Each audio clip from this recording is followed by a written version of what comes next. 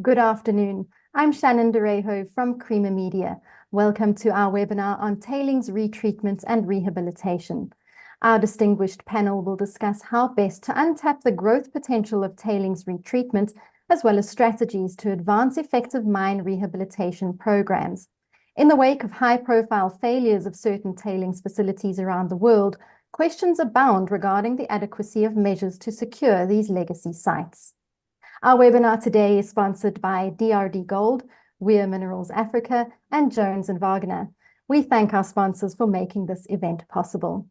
Before we begin, please be aware that we've enabled the Q&A facility, so please post any questions into the Q&A. You'll find this on the panel at the bottom of your screen. Our panelists may not be able to answer all of your questions during today's webinar, but we will read through all of them. To encourage interaction, we've also enabled the chat facility, so you can post your comments in the chat. You'll also find this at the bottom of your screen. Please remember not to post your questions in the chat, though, as we may miss them. You can post your questions in the Q&A instead. Please be aware we are recording this webinar and we'll be sending the recording to you afterwards. We're also streaming the webinar live on YouTube, and we'll share the link in the chat once it's available. Today's webinar will be facilitated by Charles McRoberts, an Associate Professor of Geotechnical Engineering in the Department of Civil Engineering at Stellenbosch University. Charles is a professional engineer and provides specialized consulting for the characterization and modeling of geomaterials for global stability and seepage assessments. Charles will facilitate the discussion with our panel, which consists of Neil Pretorius, the CEO of DRD Gold, Alice Harvey, Associate Civil Engineer in the Environmental Engineering Department's Closure and Rehabilitation Team at Jones & Wagner, Eric Vlot, Global Manager for Tailings and Backfill at Weir Minerals, and Dr. Kim Morton, who is on the Tailings Committee of the Southern African Institute of Mining and Metallurgy. I'll hand over now to the facilitator, Charles McRobert, to start the discussion. Over to you, Charles. Thanks, Shannon. Hopefully you can all hear me. I'm coming through loud and clear. Welcome to this session. It's a very interesting time in tailings. I think last week or the week before, there was headlines made in South Africa about this invisible resource that is sitting within our tailings facilities. So hopefully we'll be able to unpack a little bit of that today. And I think I've got a group of students here this week who have been studying about how to store and manage tailings facilities safely. And one of the students asked me this morning, is there a future in tailings, or should they be reskilling? And I was like, I think that there's a big future in tailings, and you don't have to worry about that. So hopefully we'll unpack some of those issues today. And perhaps to start off with, we can ask Neil. I know that you have had a look at some of the research that's come out recently about the so-called invisible gold. And it's not just that. We have perhaps what we could call visible gold already that we are remining. So perhaps, just from a perspective of DRD Gold, what are the future growth potentials in tailings remining in South Africa? Yeah. Thanks, Charles. I think growing tailings, or the size of tailings extraction in South Africa, is more a case of extending the life of mine. In order to mine tailings economically viably, the volume throughput that you need to maintain is quite extensive. Somebody pointed out to me the other day that there's one site that we're mining from where we're processing the better part of 500,000 tons every month, and we're retrieving or recovering about 30 kilos of gold from that. So it gives you an indication. That obviously is one of the lower grade sites, but it gives you an indication of just what sort of throughput you've got to maintain in order to have a financially viable model. So in terms of growing tailings and production from tailings in South Africa, so far as that's concerned, it's very hard to just keep on increasing your volume throughput. The size of the plant infrastructure, the amount of power that you use, the amount of water that's required, the cost of reagents, all of that, it all adds up. So you're probably looking more at a situation where through new research, through an improvement of technologies, by small incremental increases or improvements in extraction efficiency, you can mine lower and lower grade materials, and including some of the more recent materials. So instead of only mining for another 20 years, you might be able to mine for another 40 years. And in fact, you might get to a point where the current tail, the second generation tail that's been created and that's now being stored centrally, where that could once again find its way through a plant. And that's where the research that's been published is actually quite exciting, because what it's telling us is that we're not getting all of it. Now, we know that we're not getting all of it, but there might be some of it that we didn't even know about. We thought it might be there. We thought that gold associated with sulfides might be in that ore body, so to speak, in almost at an atomic level or a submicroscopic level. And I think what Dr. Steve's now managed to do is find the technologies to actually confirm its presence, and to measure it to some sort of an extent, to express an opinion as to how much more there could be. And if it's there, obviously, it's worth your while to start looking at technologies to start mining it at scale. So, yeah, that's a long answer for a short question, for a simple question. But I think the answer is yes. There's undoubtedly there's a long and hopefully attractive future in the extraction of minerals from tailings in South Africa. Yeah, thanks. And I guess the next question that we would have, and I'm going to ask Dr. Kim Morton, this one in particular, would you be able to maybe give us an estimate of just how many of these facilities are out there that we could potentially remine, and that are also in need of rehabilitation, for that matter as well? Yeah, sure. So if you look at the statistics, there's over 2,000 active mines in South Africa, including quarries. And I think we're having a very broad generalization for what a TSF is, basically any storage facility that is tailing size. And over that, there's also about 6,000 unrehabilitated or dormant or abandoned mining dumps. So what's significant is, I mean, the whole purpose of this webinar is what are the opportunities? And then there's massive opportunities for South Africa in improving the way they manage their TSFs, the active and the abandoned ones. And of course, as Neil mentioned, this latest paper on extracting molecular gold, I think that's a leap forward. But what's even more exciting is that the possible use of these tailings dams for building materials, for example.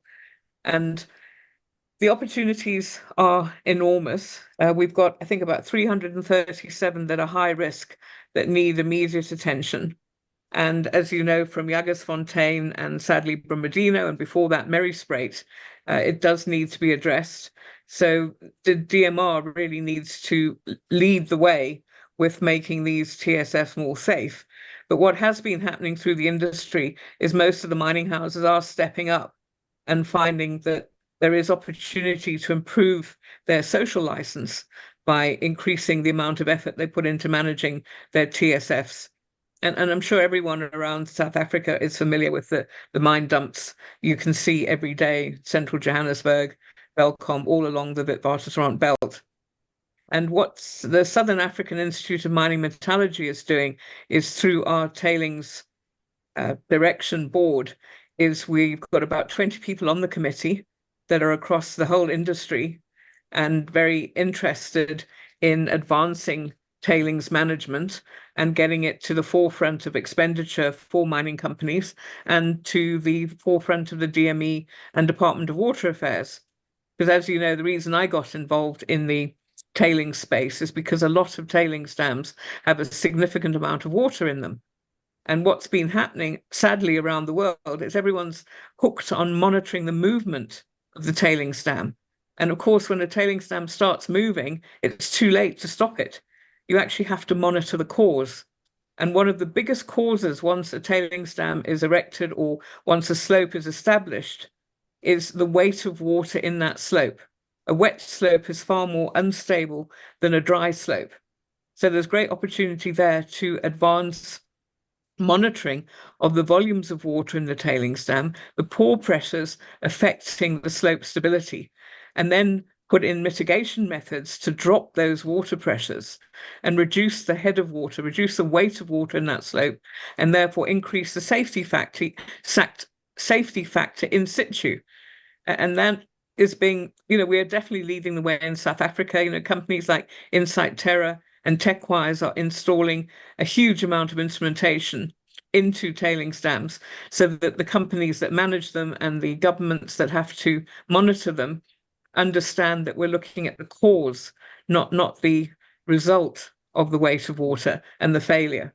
So I think that's a very exciting arena at the moment. So I'm not sure if I've answered your question completely, but I think I've raised a number of points that will interest people with regards to the future of managing our tailings. And I know your students are very excited about managing them throughout Southern Africa. And that's the other important point, is the SAIMM is the Southern African Institute of Mining Metallurgy, not just the South African Institute. And we have numerous members in the Congo, in Mozambique and Angola that are all leaping forward to embrace South African technology and drive better management of TSS forward.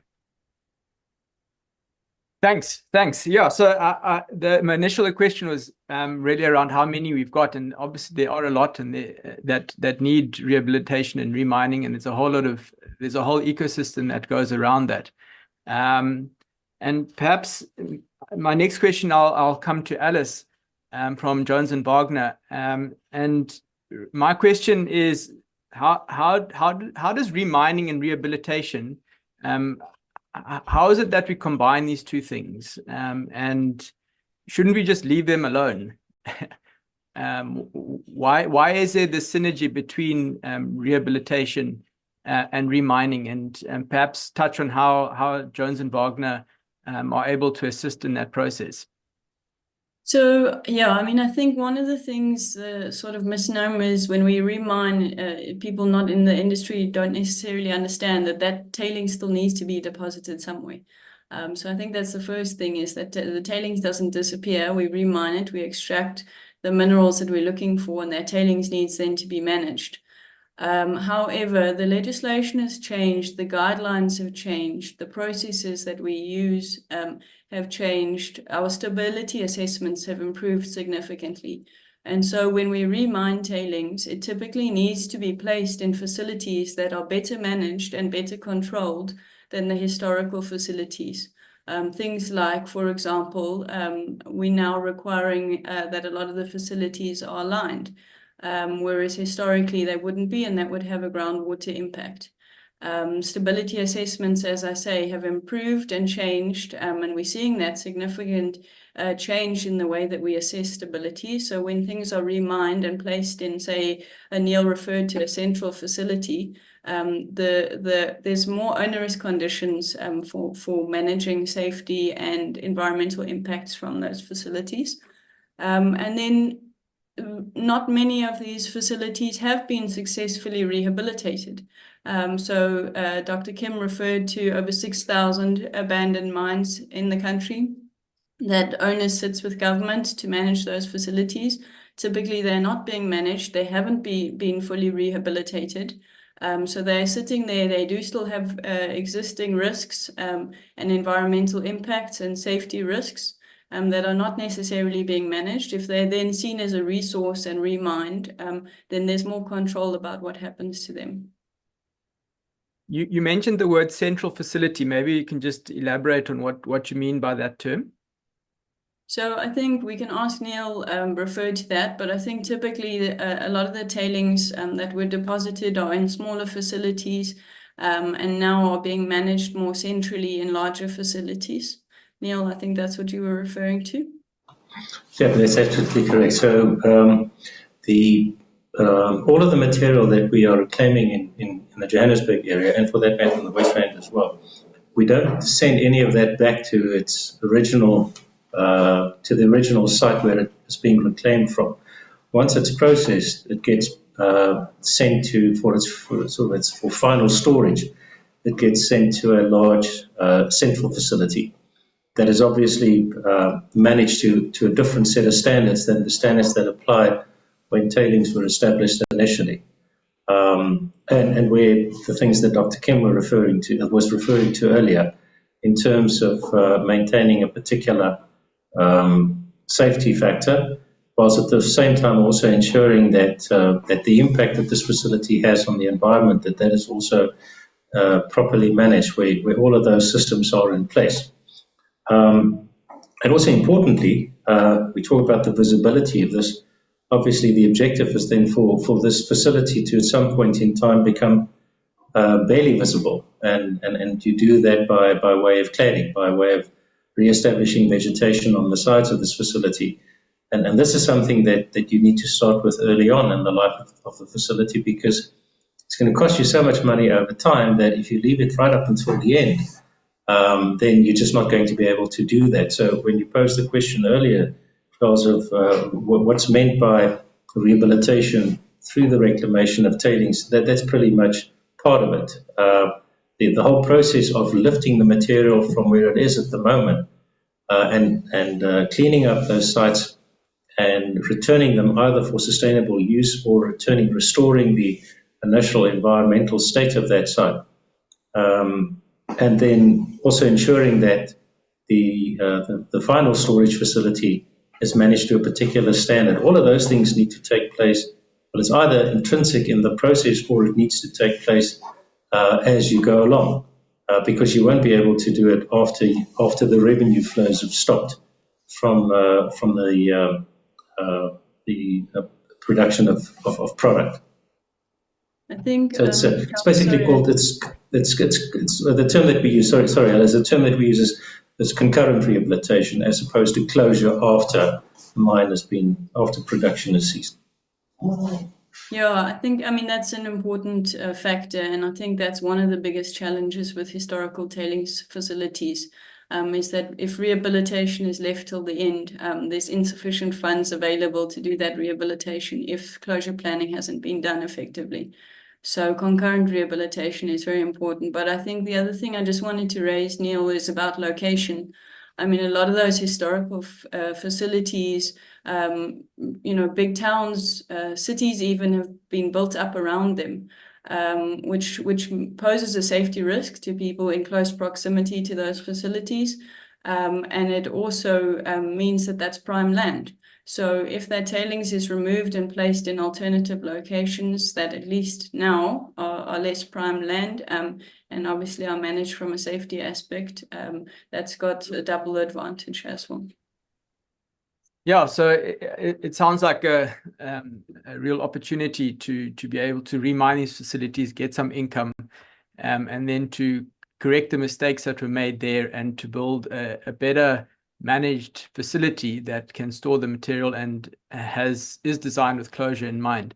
Now, when I imagine this, I imagine all these little facilities all over the show, and there's obviously a lot of equipment that's needed. Firstly, to remine this material, to pump it, and to process it, and I would like to bring Eric in at this point and just to ask him just exactly what type of equipment is involved in these processes, and where does Weir Minerals stand in this value chain. You muted? Thanks, Charles. I was indeed muted, so it's good that you say that. So yeah, thanks for putting that question up, because indeed, if you look at the tailings storage facilities where you have now stored all the valuable material, let's say, and you need to bring it back, then you need to start transferring the tailings to a central facility. You need to process it. It's multiple smaller sites. Usually over tens of kilometers, you need to transport the tailings to go to a processing site. And then you need to bring it back. So it first starts that you need to get the material solidified again, because that's what you usually do.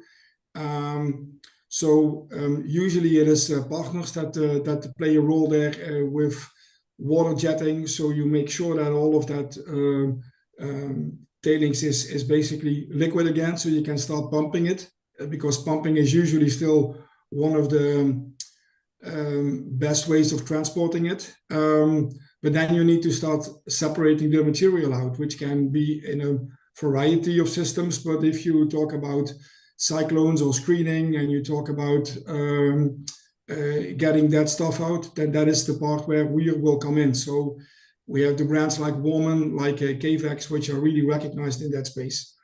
But then you bring the tailings back, and for example, some of these facilities then use cyclones to dewater the tailings again, and to build the outside walls of the dams with stackable material, with dewatering cyclones. And I've been to Ergo site last year in December, which is one of the DRD sites, where you then see that with multiple smaller cyclones, you dewater the tailings again to get a stackable and stable material. But that is the traditional product approach, where you want to see, okay, I get equipment in, what do you do with it? So I think there are two developments in that space which are important to highlight. One of them is that as we now are saying, okay, we have these great products, but how can we do it better? How can we talk to our customers? How can we start talking to the people who understand what kind of a behavior I need at the TSF to have it stable and to have it stackable? So this is where we look at flow sheet development, as we call it. So we try to put these products in a certain follow or in a certain order, and then we try to look at, okay, what will give us a good solution for this application? So where can we reduce power, because power is usually limited? Where can we reduce water to transport the tailings from the sites? Where can we then increase densities, and where can we increase the let's say the PSD cuts, so we have a better opportunity to do it with one single piece of equipment, because all of this is handling solids. It's generating wear, and wear is what you don't want, because it's costing money for our customers and our operators. I think the second development that we really are looking at is, together with partners, we want to look at, can we do different ways than just use a lot of water to resolidify it? Can we do it with a smaller footprint, so that we use less water to resolidify it and bring it back in the same area? So a couple of these developments are not only done by Weir, but we then have a partner network where we try to work together with. So not only to focus on a piece of machine, but we really want to try to look at the full solution together with other partners that understand how the geotech behavior is, and how we can do all of that things. Thanks. It sounds like there's a lot of equipment involved, and there is obviously, and Neil, you mentioned this earlier about just sort of the throughput and the costs required to reprocess this.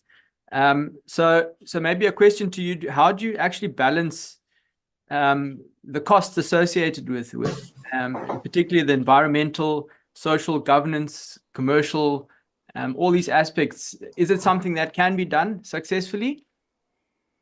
Yeah, how do you do that? Yeah, we're fortunate in South Africa and the footprint where we're operating, that just the size of the resource, 120 odd years of tailings accumulation on surface. I'm not aware of many other opportunities like that globally, where so much has been accumulated in such a small area. And once you've got that, once you've got a resource that's of adequate size, then it's a matter of setting up the technology, setting up the logistical infrastructure in such a way that you can process it at the requisite throughput rate. And ultimately, what you want to try and do in order for this to be commercially feasible is you want to find that point where the volume throughput, the extraction efficiency, the residence time, where all of those, where they converge, so that your cost line can consistently remain below the revenue line. And that's the sort of thing that we've managed to achieve here in South Africa, just in terms of the commercial setup. In terms of what Kim also referred to earlier as a social license, and operating within a built-up area, operating within a large community, and our mine is that's where we're operating is in the middle of Johannesburg. A city over the years, over the decades, a city was established around these tailings and around these operations. You've got to be mindful of that and have actual programs that can, over time, have an impact, a positive impact on the quality of life of those communities. And it's not a political game that you play, it's a long-term sustainability game in terms of incrementally and over time creating an environment that is healthier and that is at least more pleasant within which to live. Most of the communities that live around tailings dams live there because they don't really have many options. If you're going to choose, do I want to live right next to an old mine dump or not live next to an old mine dump, then obviously you'll go with the latter. And many communities were in fact moved into close proximity of those mine dumps over the years. And in the latter years, unfortunately, there's been poor controls in terms of the establishment of communities right next to old mine dumps. So you need to implement measures that over time can sustainably improve the quality of life of those communities. And then you do that in one of two ways. First way is what we do in terms of reclaiming material is you remove the source of nuisance. So you pick it up, you put it through a plant, and you take it somewhere else. And over time, that site would have been cleared. And then, of course, you want to make sure that it is put to sustainable use, that you don't replace a previous and earlier problem with a new problem. So you don't want it to become a site where building refuse is dumped or where an informal settlement springs up or something like that. So there's also a process with a landowner to ensure that this land is put to good use. And I must say that I think most of the 200-odd sites that we've cleared over the last, I don't know how many years, 25 years or so, that most of those sites, that's been the route that they've followed. And we do try to exercise due diligence in ensuring that you don't replace one problem with another. The second way of dealing with that, obviously, is also to ensure that the permanent TSF, the final storage facility, where your material ultimately finds its way onto, that facility is managed to a particular set of standards. And just by way of an example, the Brakpan tailings facility, which is out in the far east rand, which Eric referred to, where we use these smaller cyclones as part of the sidewall or the daywall construction rather, that tailings dam has been revegetated over the last 12, 15 odd years. And I remember doing a calculation about 6 or 7 years ago when just adding up the numbers over the previous 10 years or so of cladding and vegetating that dam. And it transpired that we had spent more time on that exercise, that and also the other tailings facility that we have closer to Soweto, but essentially an environmental containment exercise, that they had spent more money on that than we had paid out in dividends. And that's the sort of decision that you've got to take early on in the cycle of this project, that you will do what's necessary to ensure that by the time that the project's finished, the rehabilitation is done. If you don't do that, notwithstanding the fact that standards were breached in terms of the proximity of communities and so forth, that's never an excuse. The reality is that people now live a lot closer to these facilities than what they used to, as a consequence of which different standards need to apply. And if you want to continue mining there, you have to adapt to those standards and do what's necessary to ensure that you don't have all this dust being blown off these facilities and into the surrounding community. So it's an adoption and an adherence to this idea of concurrent rehabilitation from a very early stage in the life of that program. Yeah, it's wonderful listening to you talk about these things. But just having a look at some of the questions that are coming up in the Q&A, there often is a hesitancy from society, or maybe not a hesitancy, but a society maybe questions whether we actually are living up to what we are saying. So maybe a question to Kim, and particularly the SAIMM, just to understand what role are they playing to give society the assurance that something is being done about tailings. What initiatives are on the go there to do that? Thank you, Charles. So, as I'm sure most of the audience is aware, after Brumadinho, there was a movement started in Europe and the United States to launch the Global Industrial Standards for Tailings Management, the GISTM. And there's been amazing uptake of those standards that had a huge amount of effort put into them, not only by the United Nations, but also the International Council of Mining and Metallurgy, with feedback from investors all over the world. And what the SAIMM have been doing is updating our local standard, the SANS 10286, if you can remember 10286.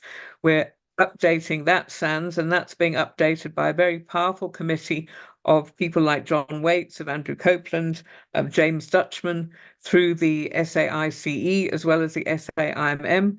And those standards have been updated, and they're now with SANS.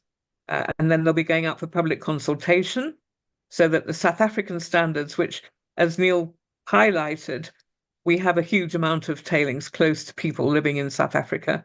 And we are unique in that we have so much per head of population. Probably only next nearest would be Ghana, for example. And it's important that we get public feedback on that. And the SAIMM is driving that, so that our local standards are aligned with the global standards. And of course, the global standards are very expensive to keep up with. And the SANS, our local one, is much easier for our our junior miners to adhere to, because they are specifically designed for South Africa. So we are aligning what's been going on in the world internationally with what should be done locally.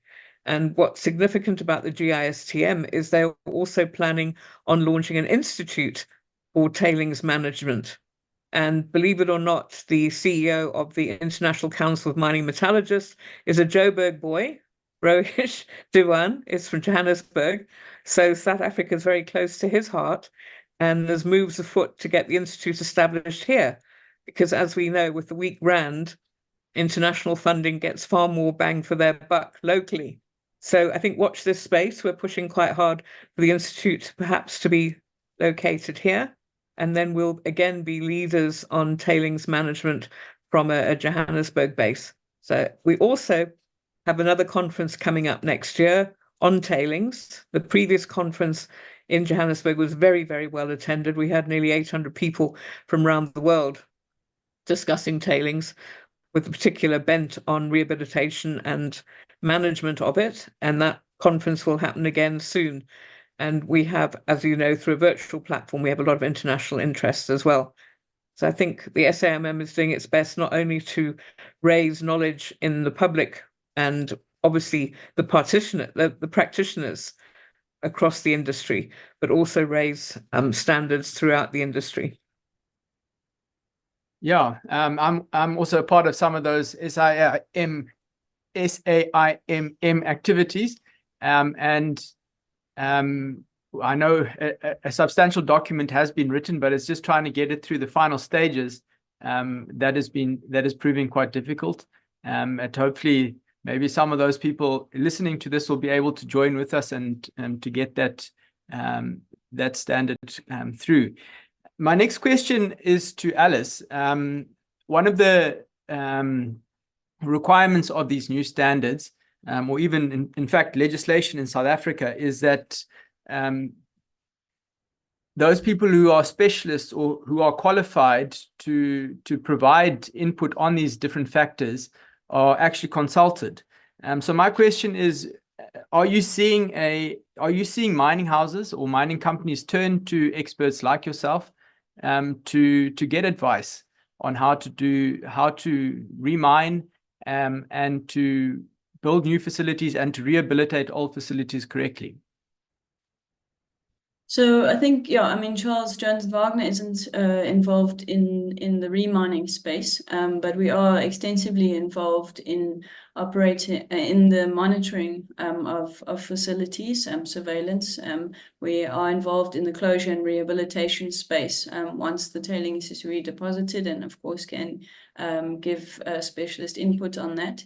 But I think the question is, it depends on which miners we're talking about. So I think top tier miners are typically trying to comply with standards like the GISTM The GISTM calls for the appointment of suitably qualified individuals to fulfill certain roles like engineer of record. Engineer of record carries a high degree of responsibility. So those top tier miners, yes, they are getting expertise, consultations from consultants with relevant experience. But I think we're still seeing that a lot of the more junior miners, whether that's from a cost perspective or not, are not necessarily complying with things like GISTM or best practice standards, and not necessarily seeking the relevant specialist input into their designs and into things like rehabilitation. Yeah, and hopefully that is a situation that changes, and that everyone in the mining sector starts to look to get the right information to guide their decisions. This is a question that's coming from the chat, and I'm going to ask Eric perhaps this question first. And there's been a lot of talk within the tailings fraternity about filtered tailings. Is that something that Weir Minerals is looking into? Is that something that you can elaborate on? Yes, certainly. So from an equipment point of view and from a flow sheet perspective, I can do that. So I can only comment generally probably on the results, but then I would leave that to probably Alice and Kim to basically really go on the geotech background. But we talked a little bit earlier about that we want to look at the various options that we want to present and we want to discuss. So first of all, we want to understand from the customer what their constraints are, and then we want to talk about flow sheet options. Filter tailings is one of those options. So it's one of those options where you take out most of the water, where you then store the tailings in a manner that you want to have it stackable. And I am really not saying it's dry stackable, but you want to take it stackable. But over the course of the last few years, we have also heard feedback from big other mining companies like Vale and Rio Tinto that they really struggle with filter tailings. So although the initial thought behind it is really good, you see that operationally it's very difficult to achieve high throughputs, to achieve stable product that you want to store. And if there is one thing that we all know from the tailing storage facility problems, is that if you do not have a reliable product which you store, and you have too much variety in solids concentrations and in segregation of particle sizes, then it is difficult to basically keep on monitoring it. So we have heard that back from the industry, and this is where we take filter tailings into consideration, but we also take into consideration that we look at different methods of getting the tailings over to the TSF. We talk about discrete tailings, where we separate coarse tailings and fine tailings, and we dewater the coarse tailings in a different way, for example, with cyclones, compared to the fine tailings that we might be doing with not a filter press, but maybe a disc filter. And then you can use part of the coarse tailings to build construction walls again. And then you can also still have the operational flexibility to combine the two streams back and have more like a paste disposal system. So we try to combine all of that together. But not only that, we also try to digitize our equipment more and more. So if we want to run a stable product, so we see tailings not so much as a waste stream that you don't monitor, but as a product, you want to monitor the quality of your product. So we put in more digital technology in our machines to understand whether we are running at the right consistency. And we want to run a predictable product. And that is part of the whole digital development that we are doing on the machines, but also in the process, so we can take that on board. And that is something which we do not only see in South Africa, but we see this on a global basis. So to jump a little bit back to Niels' earlier question, globally we see that there is much more attention for remining of tailings, We know in Canada there is a big campaign going on to inventarize everything which is there on the reclaimed tailings. We know the same thing is happening in Australia. So as this is expanding globally, there will be more innovation in the solutions that we can apply in South Africa as well, because there is a lot of focus on it. Yeah, so there are all these different technologies that are becoming available to manage this tailings. Maybe just quickly, Neil, are you considering any of these new technologies? But the design that we have for our future tailings dam, the one now, is pretty much based on conventional methodologies. We do need the coarser material for the outer walls, for the construction of the outer walls. I would imagine the more recent standards have come in was making sure that we strike the right balance between the containment of the facility in terms of its impact on the surrounding environment and groundwater in particular, whilst at the same time also building a dam or a facility that is safe. So that's really where a lot of the design thinking and the technology thinking has gone into. But in terms of dry stacking and filter tailings and so forth, at the rate and the scale that we're producing, I think there still needs to be a bit of work done before that will find its way into our model. Thanks. Alice, just coming to you from a sort of an environmental point of view, some of the questions that have been raised in the chat are these facilities that are remined, those footprints, do they become available for reuse? And what types of reuse are possible? I think that's one that Neil can also comment on. But yeah, I mean, that I did refer to it as becoming available for reuse. So I think there's two things. I mean, we've talked a lot about the remining, but existing tailings facilities can also be rehabilitated in situ and effective reuse. There are ways to effectively reuse that land if the closure and rehabilitation is done carefully. But those footprints also, yes, there would need to be a contaminated land assessment to understand what the impact on that footprint is and to do a cleanup exercise in that area. But effectively, once the tailings is gone and that contaminated land assessment has been completed and contamination has been removed, there's no reason why those cannot be used for a variety of alternative applications. And obviously that post-closure land use should be defined early on, so that once we get to that point, we understand what is required from that footprint. So for example, if it's going to be, let's say, used for agriculture, the requirements for those soils and the amelioration would be very different from if we're going to be constructing buildings in that area. But yes, that can be become available for reuse. And for agricultural purposes, is that? So again, I think it depends, as we said, on the contamination land assessment. If that footprint is effectively cleaned, so on those footprints and on some of our TSFs, what is happening is that we, depending on what's required, you would sometimes bring in things like topsoil. So we have facilities in Ghana, for example, where they are growing agriculture on TSF. So if you bring in your soils and if you ameliorate sufficiently so that your fertilizers and so on, then it can be used. But obviously it needs to be monitored and the crops need to be carefully selected.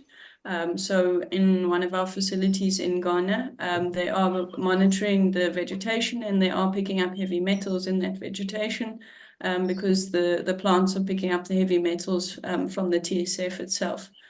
So all of these things need to be considered, and you need to be careful about what crops are grown there and whether they are going to be used for human consumption or what the alternatives are, in particular on a tailings facility, on a rehabilitated footprint. Obviously, if the tailings have been completely removed and the contamination source is removed, then that should be very low risk. I must say that's been pretty much our experience as well, Charles. In the early days in Johannesburg, a lot of the early mine dumps found their way into streams. Because remember, the mines that caused the dewatering of those areas, and it wasn't a mechanical era. It was talking late 1800s, early 1900s. So waste were disposed of with carts that were pulled by mules. So the full cart goes downhill, the empty cart goes back uphill. So a lot of tailings found their way into lower lying areas, into flay areas, and into watercourses. And those when they are cleaned out, when they've been mined out, they simply go back to their natural state. So you don't use them for anything. You've just restored nature. You've restored that ecosystem, and you see a return of bird life and all sorts of other animal and insect species. But then there are many other sites in and around the Johannesburg area that we've cleaned up that have been used either for light commercial and some even for residential purposes. Most of those sites do get reused sustainably. And ultimately, what you have to produce before it can be used for that purpose is a clearance certificate from the NNR, so from the nuclear regulator. It's very seldom that you get a closure certificate from a rehabilitation perspective from the regulator. Talk about the DMR, but the radiation clearance certificate, those are issued I wouldn't say as a matter of course, but if you achieve the standard, then those are issued, and then the land is being put to use. And there's several hundreds of hectares in and around Johannesburg that we can attest to that have in fact been used in that regard. That was one of the questions that was raised, is around closure certificates. Are you or anyone on the panel can also comment aware of operations that have received closure certificates? Look, we have a single mining authorization, or in other instances an environmental approval to retreat these tailings. So some of the old order rights that we had, those were converted into new order rights. In terms of the new dispensation, you don't get mining rights, but you can get an environmental authorization, which means that there has to be a certain condition in terms of the state that the site is in once you've done, and the description of your activity involves the impact that it has on the environment. So it's a removal and then subsequently the cleanup of the site. Closure certificate, that's something that I've never seen one. I've never had the privilege of holding one in my hands, but what I have seen regularly on nuclear, the nuclear licenses, the radiation certificates confirming that it's no longer a nuclear site, and then typically development can take place. It doesn't get in the way of the development of the site. It does come with a measure of environmental risk, but I don't think there's an environmental risk from a DMR or a minerals regulator perspective when what you're looking at is an industrial park. It's not the sort of thing that I think necessarily introduces any kind of risk. So we can get by that. Pragmatically, we can get by that. So sorry. Okay.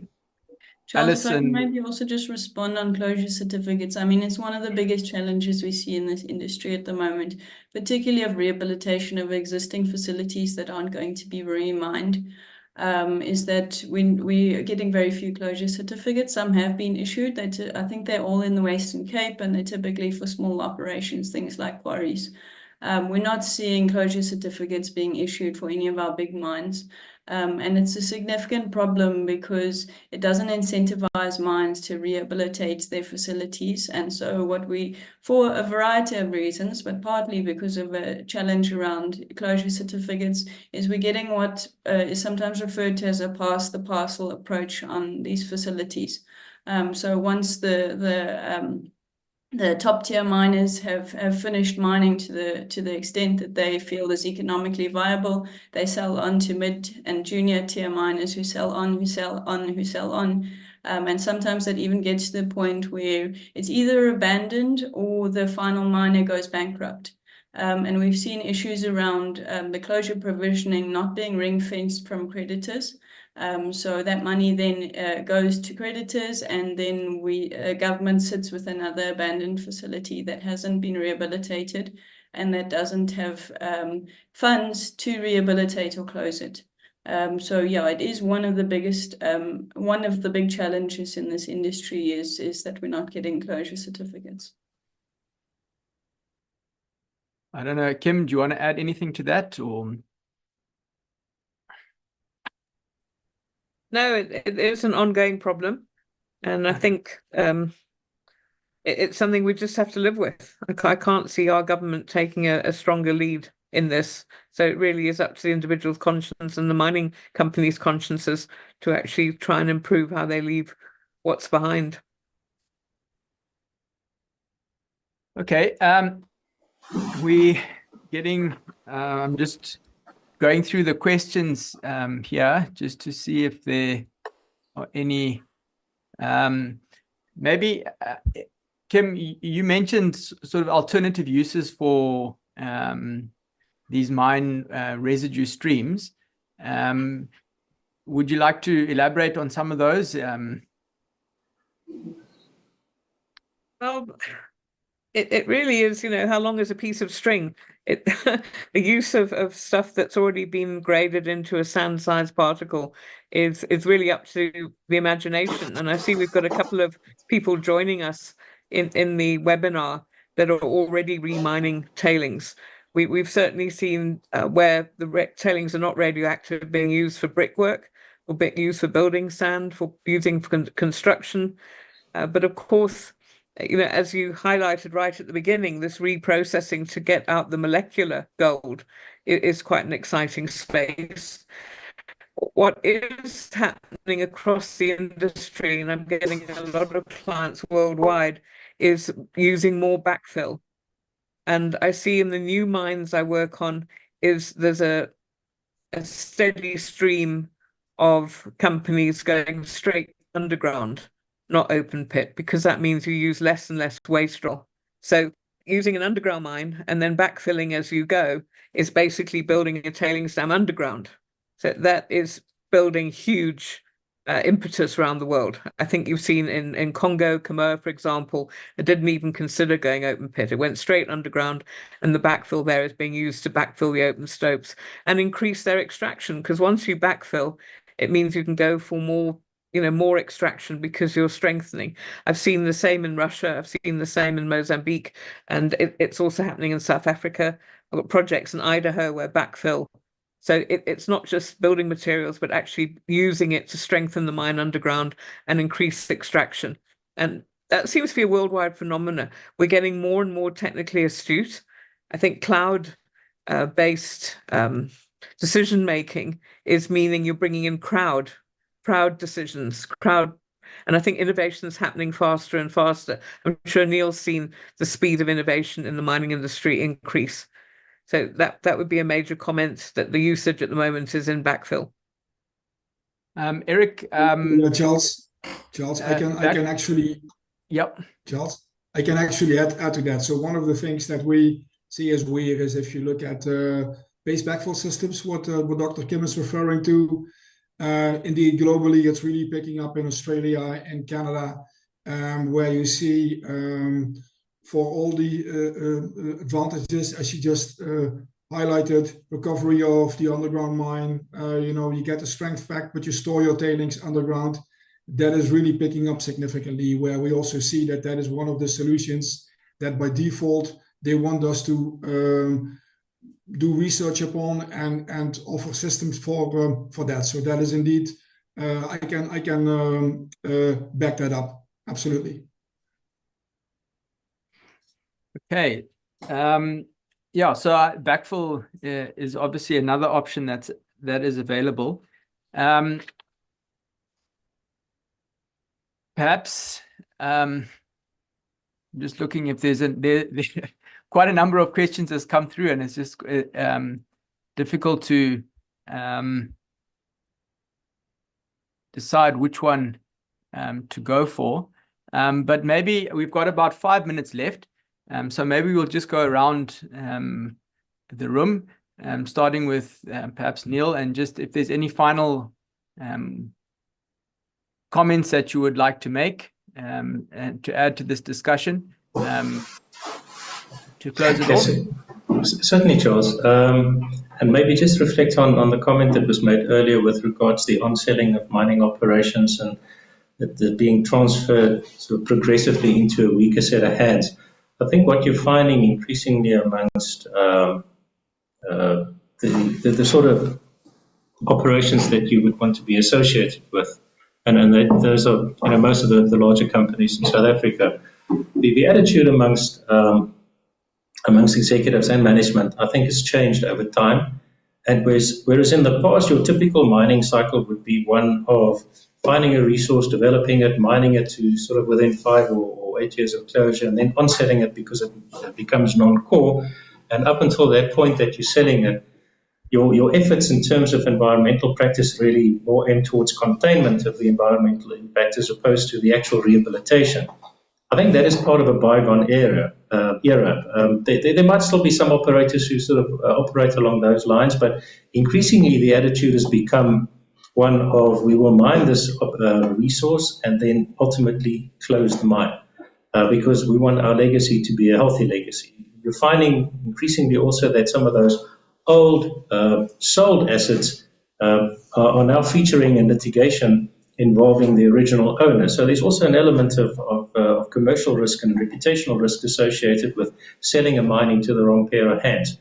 The dilemma, though, is that in not many instances is the final closure, the cost of final closure, other than the financial provision that's made, really factored into the model. So when you go to your funders to build the mine, the actual cost of concurrent rehabilitation, so that rehab is done the day that the mining is done or shortly thereafter, that doesn't really find its way into the model. So suddenly you've now changed, you've had a change of heart, change of strategy, we're going to close this mine, but the model is still the model, and the financial reality is the financial reality. And I think that's really where mine tailings and the recycling of mine tailings, the remining of mine tailings can play a prominent role.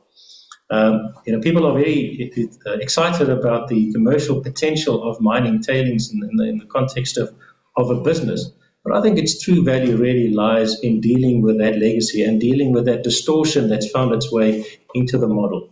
So if you as an operator, if you identify your tailings early on as a source of currency, which you can apply towards responsible mine closure, and you start early enough, and you're not too greedy, you're happy to actually apply towards that, then a multitude of all of these problems that we create, these legacy problems, will have been avoided altogether. It's just that mindset change is necessary. So terminology, language like concurrent rehabilitation and optimizing old infrastructure and using tailings as currency towards environmental closure, to use that to reestablish the ecosystem that will support the natural biodiversity of their site. If that kind of language can find its way into the strategy room, and if the CEO and CFO and Chief Operating Officer and the board, if they start thinking about their tailings within that context, I think a lot of the bad legacy which we have to carry now, we have a bad history because of all the stuff that we did in the past, all the things that we didn't do. I think the future generation will not sit with that situation if that's the kind of attitude and language that we start introducing into our thinking, into our strategic thinking as miners. Or else we're also always going to have to start conversations when we are accused of all these things with yes, but. I don't want to use yes, but anymore. I want to be able to say this is who we are and that's what we've done. Alice? Yeah, I think that's a hard act to follow. Niels given a good speech there. I think we're still seeing a lot of those legacy issues, as we referred to earlier, mines that sit towards the end of life of mine and haven't got the financial provision to close those facilities. I think newer facilities and those bigger mines, I think the mindset is changing. And we hope that there is going to be a big change and shift. And I think particularly on newer facilities, for example, when you've remined and you're designing a new facility, our big push when we do design now is to try and design for closure.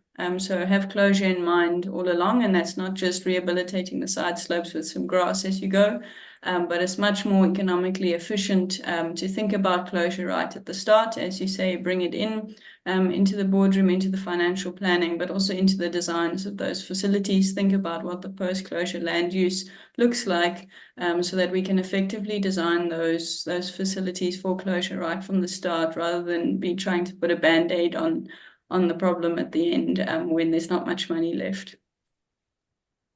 Eric?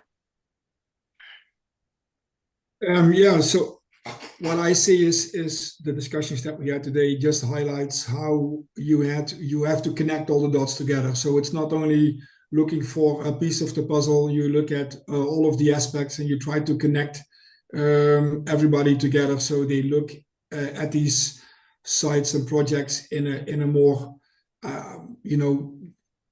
holistic way, and then try to come up with the best solutions. And we all need to work together in the mining industry like that. And I think then that is where the future lies. Absolutely. Finally, Kim? I think a great saying in England is where there's muck, there's brass. In America, they call it where there's dirt, there's dollar. In all residue, there's opportunity. And I think definitely in Southern Africa, we're embracing the opportunity to use the mine residue and benefit mine closure and benefit communities in the area. So thank you. Yeah, so thank you very much, Neil, Alice, Eric, and Kim. We've come to the end of this webinar, and I'd like to hand back to Shannon. Thanks very much, Charles. I'd like to take this opportunity to say thank you to you, Charles, for enabling a very fascinating discussion. Thank you also to our panelists, Neil Pretorius from DRD Gold, Alice Harvey from Jones and Wagner, Eric Vlot from Weir Minerals, and Dr. Kim Morton from the Southern African Institute of Mining and Metallurgy. Thank you very much to our sponsors, DRD Gold, Weir Minerals Africa, and Jones and Wagner for their support in making this webinar possible.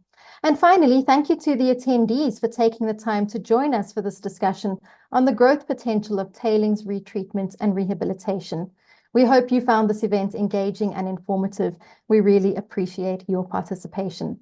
The next webinar takes place on the 24th of April at 2 p.m. I will share that link in the chat. It will discuss advancing South Africa's world-class mining technology. So if you're interested in that, we'd like to see you in that one too. The recording of today's webinar will be sent to you soon. And if you have any additional questions, please be in touch. You can reach us at shannon@creamermedia.co.za. Thank you for your time and goodbye.